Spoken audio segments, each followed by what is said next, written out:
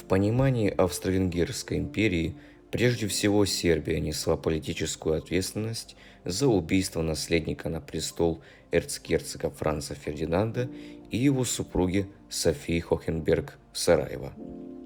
Это убийство стало для Австро-Венгрии главным и окончательным препятствием на пути к дипломатическому и политическому решению противостояния с Сербией. Уже в начале июля 1914 года в Вене было принято решение объявить Сербии войну. Сербское правительство не смогло и не захотело полностью выполнять выдвинутый Веной 23 июля 1914 года ультиматум, и таким образом 28 июля 1914 года Австро-Венгерская империя объявила Сербии войну. В силу действующих альянсов локальный конфликт перерос в европейскую войну с многочисленными фронтами. Центральные державы – Австро-Венгерская империя, Германская и, с октября 1914 года, Османская империи – противостояли странам Антанты – царской России, Франции, Великобритании и Сербии. В течение последующих лет в войну вступили другие страны.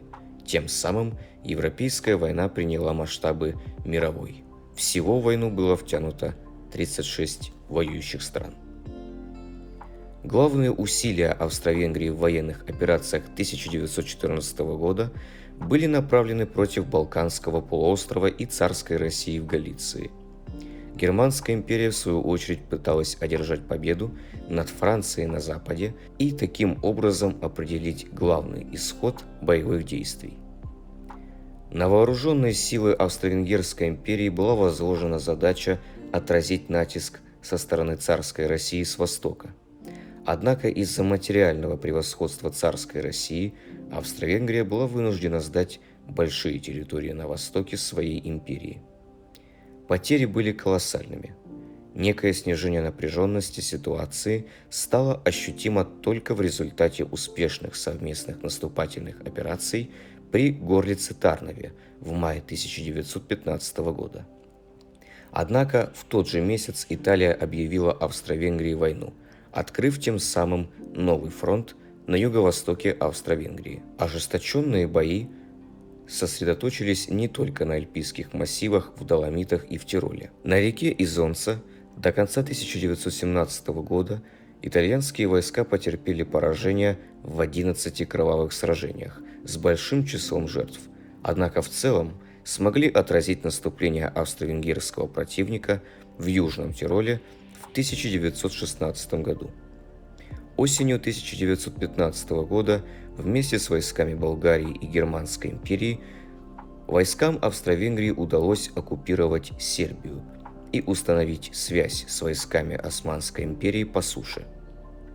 Ни наступательные операции царской России в 1916 году под командованием Брусилова или под командованием Керенского в 1917 году, ни вступление Румынии в войну в 1916 году не привели к окончательному решению боевых действий. Разразившаяся в 1917 году Октябрьская революция привела к заключению перемирия с Россией и в дальнейшем к мирному договору, подписанному в Брест-Литовске. Данное развитие и военные успехи центральных держав вынудили в конечном итоге и Румынию прекратить войну. Предпринятая совместно с войсками Германской империи наступательная операция на реке Изонцо Капарета в октябре 1917 года привела практически к разгрому итальянских войск. Этим положительным военным успехам противостояли глубочайшие внутриполитические и экономические проблемы внутри Австро-Венгрии.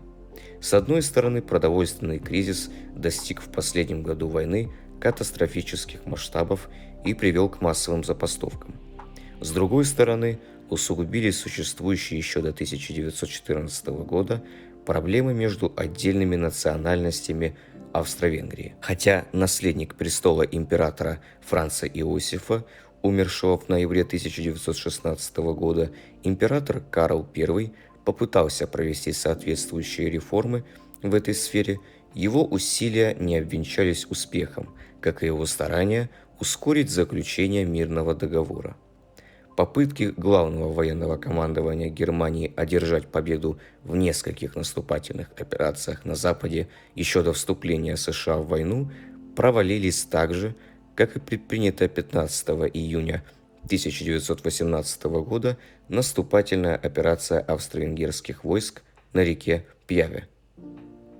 Уже осенью стало невозможно предотвратить распад Австро-Венгерской империи, а успешная наступательная операция итальянских войск на севере Италии еще более ускорила распад армии Австро-Венгрии. 3 ноября 1918 года в Вилле Джусте под итальянским городом Падуа Австро-Венгрия подписала договор о перемирии. Уже тогда сформировались новые национальные государства-преемники, которые придали Европе новый облик.